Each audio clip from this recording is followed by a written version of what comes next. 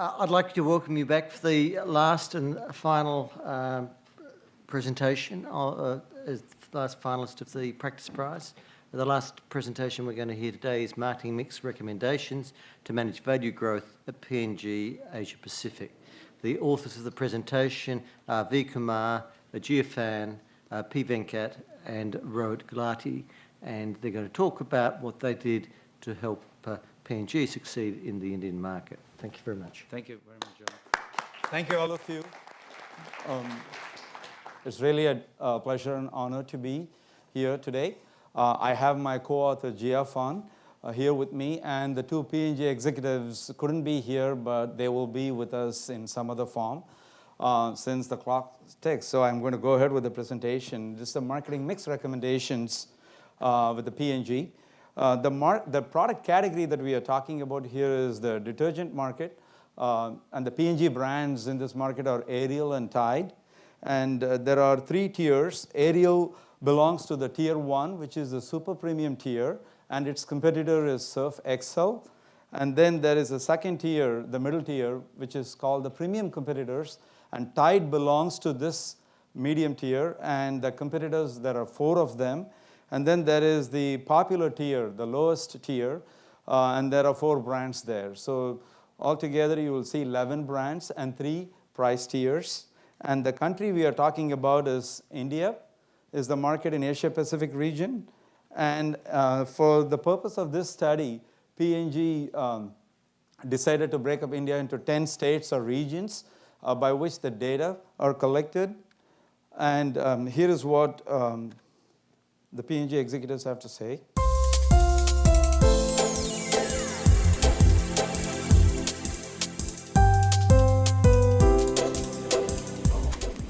Hi, my name is Venkat and I head the marketing analytics practice for P&G in Asia. Hi, my name is Rohit and I work with the marketing analytics practice for beauty care in Asia. It's a highly competitive market. There are 3 price tiers and there are at least 11 brands, right from local players to national players to international players competing for this segment. It's an $1 billion plus market, and it'll be highly rewarding if we can get some market share in this category. As with most developing markets dominated by small store environments, India too is growing at a fast clip, and laundry was no exception. We were seeing growths of about 10 to 15% per annum. P&G was seeing the same, but that was mainly because we had decided to correct the value equation for consumers. So we took our prices down and saw huge blips in volume. However, more recently, we needed to reverse that trend and actually see profit margins grow up and our net sales as well. So we wanted to reverse this trend.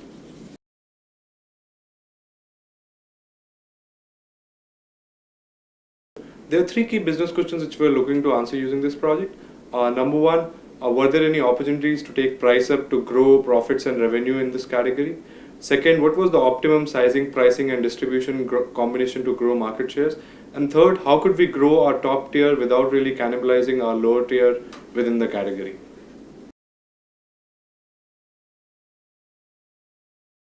Oh yes, most certainly. Actually, Dr. V. Kumar and his group helped us build some very simple, sophisticated models, yet used a practitioner's approach to actually help us make those very implementable. So we did get all of our answers.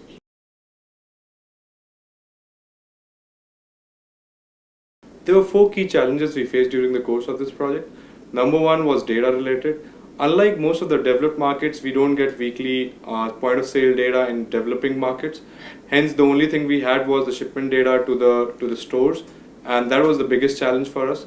The second was obtaining the competition data regarding to its marketing mix activities. That itself was a huge challenge for us.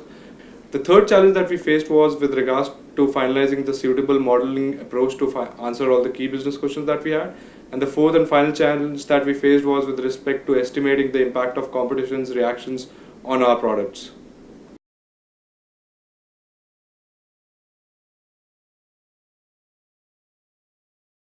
So in order to restate some of the key objectives that this P&G executive stated for us, first question was, are the P&G brands elastic or inelastic right now? And given that how the price elasticity has changed over time, And finally, can they do anything with price to gain value growth? And the second was that what should be the right pricing, sizing, and distribution. This is very critical because they have multiple SKUs. Ariel and Tide are the two brands, and within the two brands, they have multiple sizes. And then there is heavy competition for the shelf space, so they needed to know what should be the distribution strategy too. And all these things they want to achieve, the value growth without cannibalizing their own brands. And this is critical because Ariel and Tide belong to two price tiers. So as you lower the price of the top tier brand, what happens to the sales of the next tier brand? And so that is critical. So we need to address these challenges. And the time horizon that we are implementing the model-based recommendations is the year 2006, 2007. And the task ahead of us given by P&G is that we should build a simple model, yet sophisticated. We can throw all the fancy stuff there, but if it is not understood by the P&G managers, they won't implement it. So that's very critical. In terms of the study context, so how do we address these challenges? First, we need information. What kind of information is available from this kind of market where you don't have scanner data but more of a shipment data? You have the marketing mix variables for each of these brands, P&G brands, as well as the competition. And they are typically like the price, distribution, any commercial innovations like adding an additive, Oxy Blue, and so on.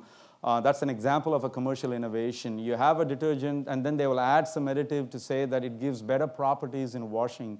And then brand level advertising. And this is for both Ariel brands and the other brands. So what we have with us is the state level. India is divided into 10 states or regions. So you have state level data for 11 brands that you saw belonging to 3 price tiers. And these are the 3 tiers that you see, tier 1, 2, and 3. In tier 1, you have Ariel and Surf Excel. In tier 2, 5 brands. And tier 3, you have 4 other brands, priced quite differently. And the data that we have for model estimation spans a 5.5-year period, starting with July 2000 to December 2005. And the total number of observations are 8,485. And all these 11 brands belong to these 3 price tiers. So what has been happening? What is marketplace reality for P&G? If you look at the Ariel price at the top, and I mean, this is just to show the trend here, not to the scale, but Ariel price has been dropping over time. And what happens to the Ariel sales? It's sort of flat, and then it takes off around maybe November or March 04 time period. But look at the value. It's pretty much flat. So the price decrease strategy of Ariel, what their expectations were that as I lower the price, I should be able to get a lot of people switching to my brands from the same tier as well as from the lower tier. But in terms of the sales, you see the growth is minimal and the value is pretty flat. If you look at the Tide, you see the same story. It's just Encore again, their Tide price going down, and you see the sales pretty flat, and then it takes off to some extent, but the value is again flat. What could be going on here in terms of this marketplace reality? You look at the Tide and the Ariel and the prices slash, the price war is there in the marketplace. But when you lower the price, what typically happens is that a lot of people rush to buy the product, assuming there is demand, and that there is a heavy battle for shelf space. Clearly, so every brand is trying to compete. And in India, if you look at the market, the stores are pretty small and the shelf space comes at a premium. So distribution is also a very key element in a market like that. And this is what the CEO of Procter & Gamble has to say. He says individuals who work in nations where P&G isn't the leader, clearly in India, P&G is not the leader, where it's struggling or tested a little more and learn in the cauldron of the marketplace. So this is one of the key things that P&G has to fight with or battle with in terms of understanding what happens to price changes and its effect on distribution, ultimately on the sales. So if I can look at the conceptual framework, we have price to begin with, and then whatever you do to price, it has an effect on the sales volume. But then price also affects the distribution, as you can clearly see from the previous one, and then the distribution affects the sales. So in this market, what are the sources of the sales? Where can you get, when you lower the price, what are the sources of sales increase? It can come from the same tier, Surf Excel to Ariel, or it can come from up-tiering. The tier 2 brands like Tide and Rin and others the buyers of that can switch to Ariel because Ariel lowers the price. So these are the sources. So we take all these variables, price, distribution, and then the same tier and up-tiering modeling framework, and then estimate the model to get the price elasticities, distribution elasticities, and other parameters, and then predict sales volume. And then we are able to get the value that P&G can realize because of the price changes. So we have ahead of us a major challenge, which is how do we incorporate these dynamics, marketplace dynamics of pricing, distribution, and then up-tiering and same tiering, switching, and so on. So how did we go about answering these questions? First is in phase 1, we develop a sales response model for capturing the same tier effects. Then we also build a sales response model for capturing the up-tiering effects. Then in phase 2, once you have these elasticities, the parameters measured and converted to elasticities, we develop a sales volume and value simulator, which kind of gives a tool for the P&G executives to play with to see what if I change the price and distribution and introduce another new SKU or new innovation.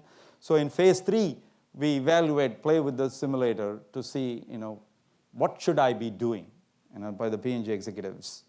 So if you look at the research process that we followed, there are 3 types of data that were given to us. One is the retail audit data, the shipment data, the marketing information, what happens in the marketplace, as well as the media data, meaning any advertising going on and what level it is, and is it about price or is it about something else, and so on. So you have these 3 pieces of information going into our model building process in the same tier sales response as well as cross-tier or up-tier sales response model.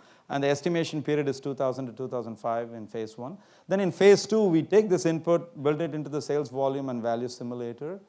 And in phase 3, we get to play, evaluate the pricing, distribution, and sizing combination.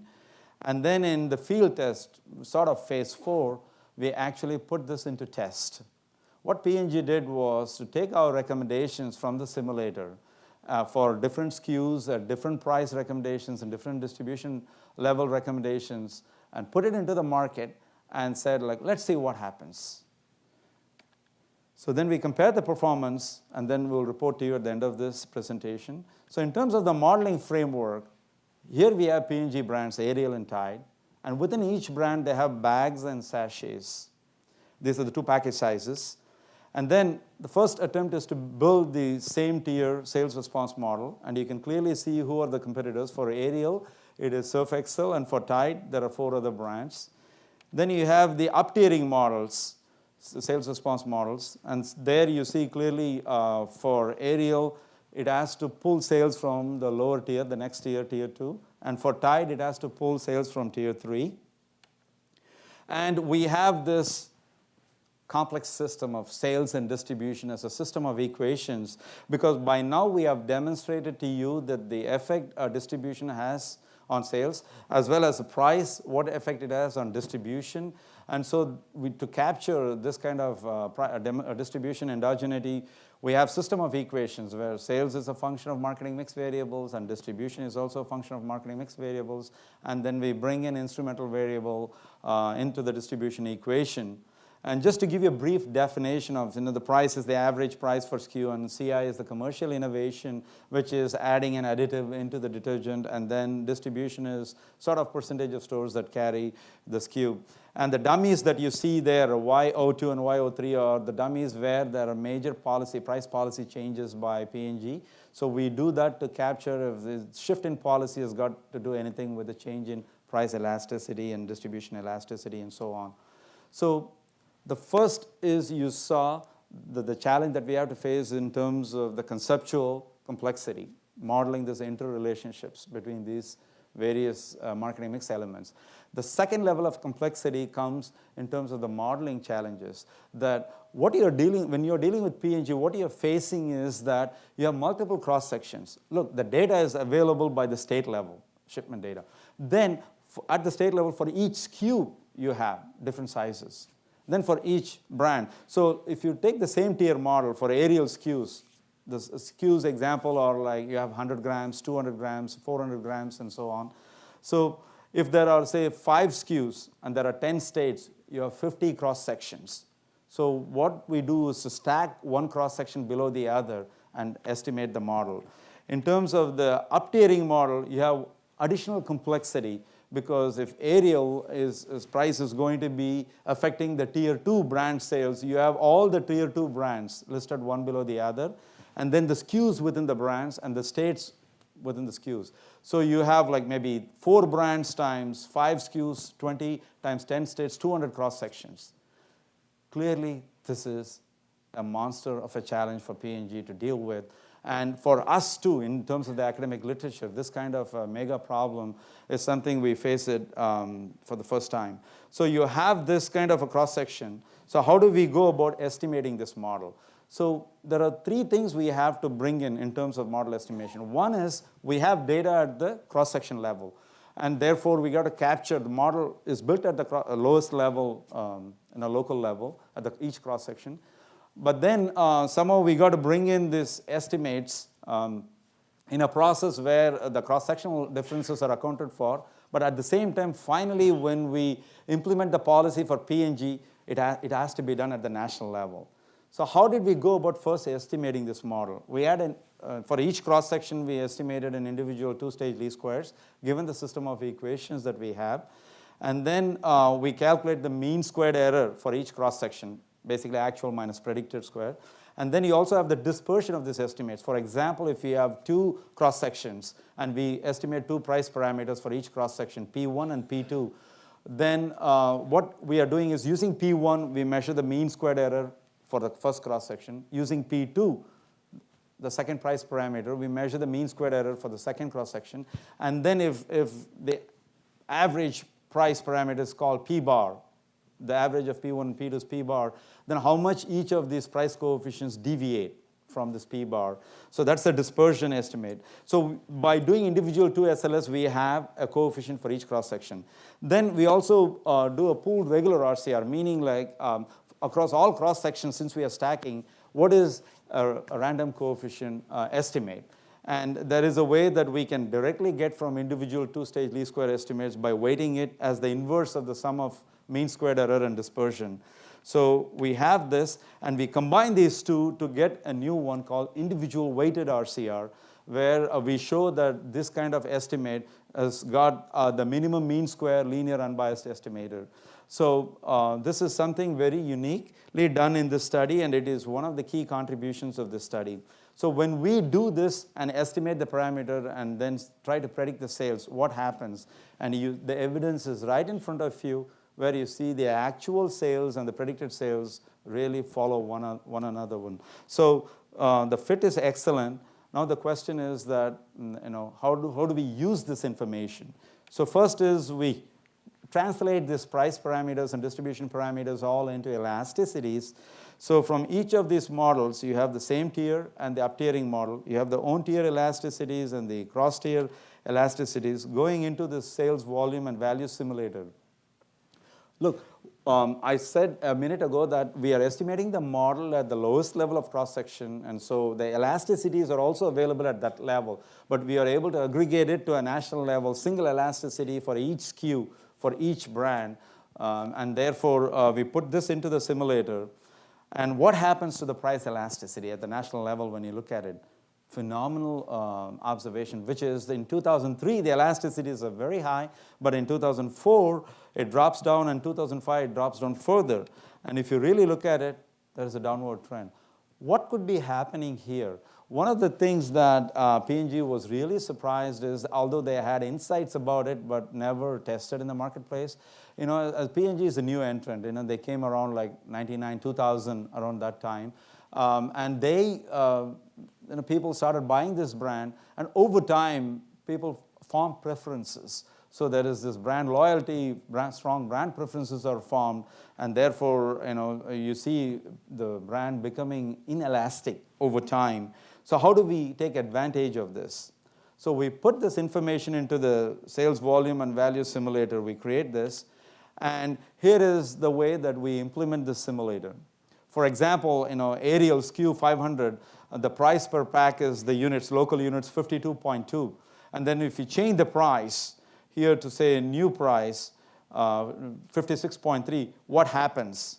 So clearly, you see the price was changed by 8%, and then it resulted in a value change of incremental difference of 2,705 Indian rupees in thousands.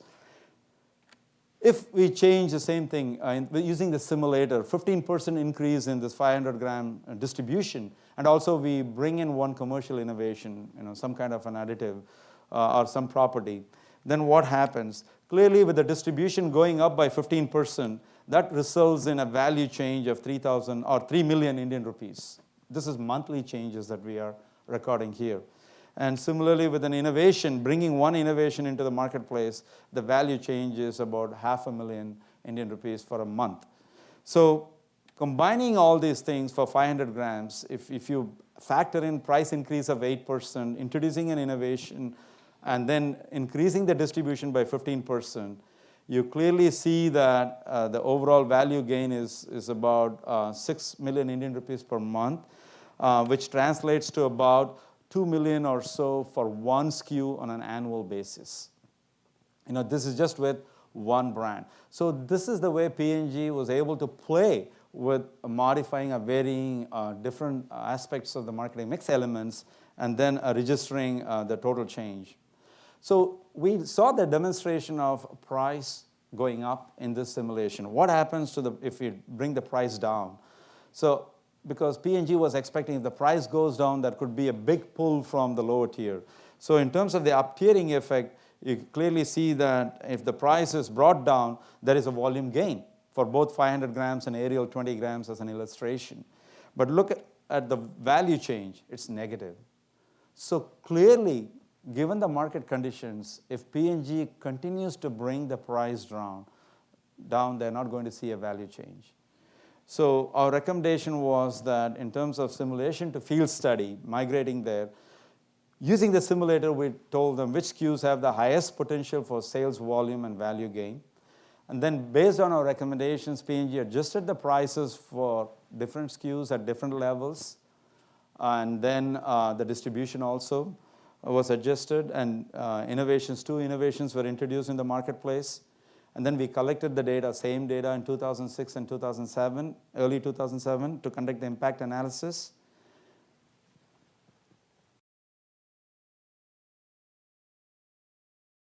From a business impact standpoint, obviously what we delighted us was that we did see a margin improvement when we implemented all of those suggestions. From an analytics standpoint, there were two major gains. One was the use of a simulation tool that helped us estimate at a SKU level which SKUs were more sensitive to pricing and what pricing up we could take. The second important thing was to estimate the effect that pricing had on distribution, which in turn had an effect on volumes. So these were the two big things that we got out of this project, which I think nobody else could have actually given us. We had three big gains from the study. Number one, we got to know that we could take price ups on our SKUs and still gain market share. Second, we got to know which key sizes we needed to compete in various categories, and hence we introduced those sizes. The third thing that we got to know was how much distribution we needed to gain to increase our market shares.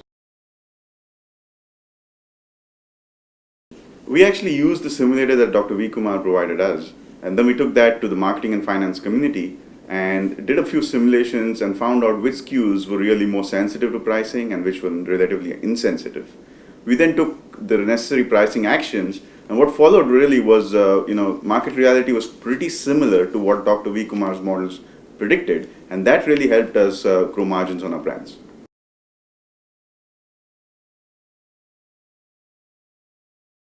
Oh, this study has been very valuable for us, and we think that we can use this study's approach not only for other product categories within this region, but also for various other regions for various other product categories. So in terms of the field test, what was the actual gain? Did the recommended pricing, distribution, and sizing strategy benefit P&G?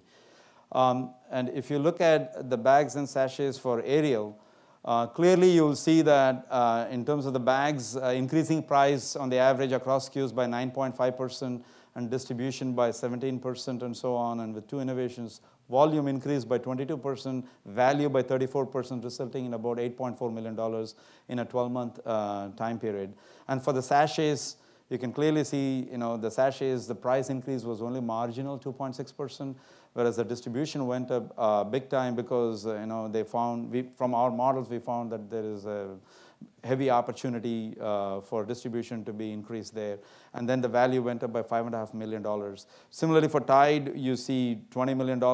But when Tide sachet is a different story. See, clearly the product was very inelastic. So P&G increased the price by 43%, and the distribution was brought down because naturally the demand at that level would go down, and so distribution was brought down, and the gain was $5.8 million.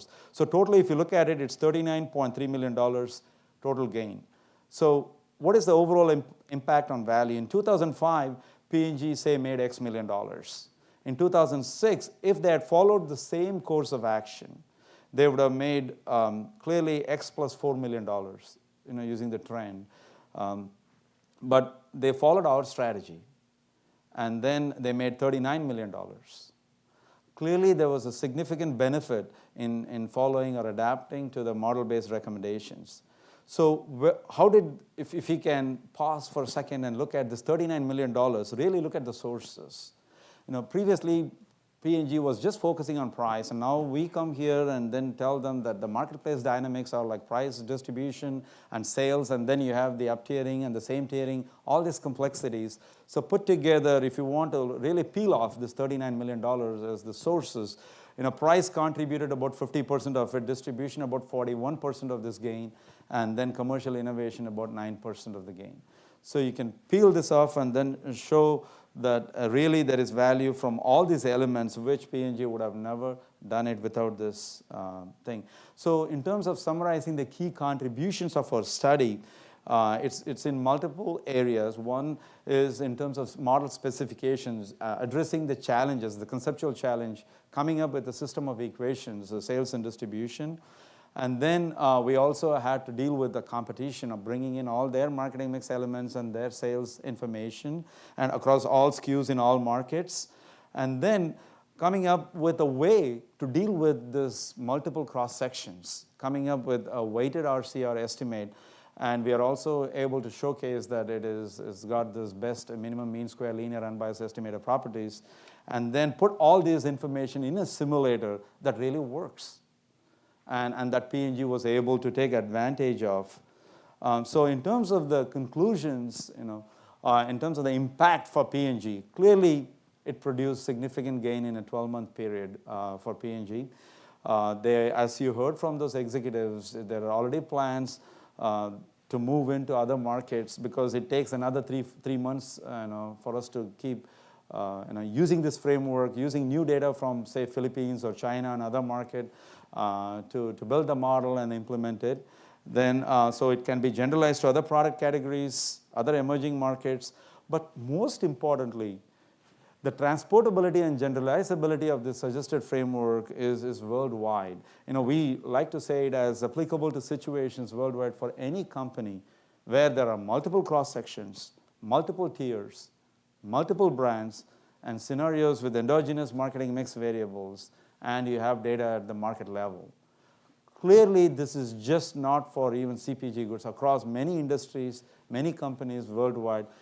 So we have been able to provide a solution to the challenges along the modeling aspect of it, the conceptual challenges, as well as the application and the gain that P&G got out of this. And this was a major learning for us as well as for P&G. And hopefully, this will become one of the standard practice in the marketplace. Thank you very much.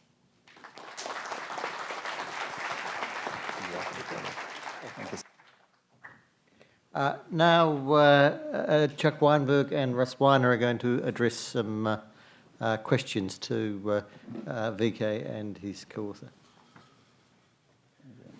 First of all, I want to thank you for a really interesting presentation. It's sort of great to hear this wonderful application. One of the things that struck me in reading the paper and listening to your application is how dynamic the market is.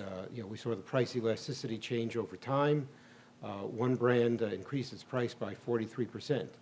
So that naturally leads to the question of how often do you have to update your model? How long are your estimates good for? Very good question. What happened is that as we built the simulator and as they were playing with this, the first recommendation was implemented like April 2006. And then towards September or October, they said like, now we have additional data. Now see, if you can recommend the same policy to continue or not. And now we were able to see that the market is really accepting this price, and the price parameters didn't change that much at that point in time.